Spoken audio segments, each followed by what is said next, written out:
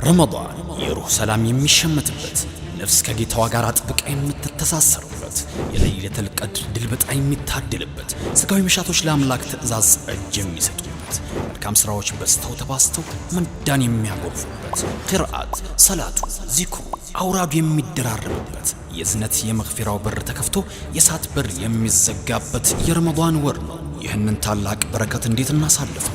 ምን ጎደለን?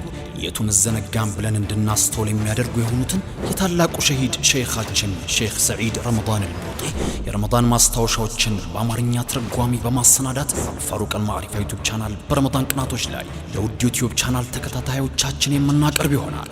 አላህ መንገድ ስተህ ከሆነ ና በዚህ በተባረከ ወር ዳግም ወደ አላህ እንጠጋ።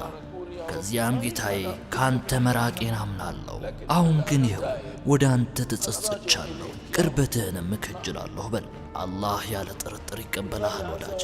አልፋሩቅ አልማዕሪፋ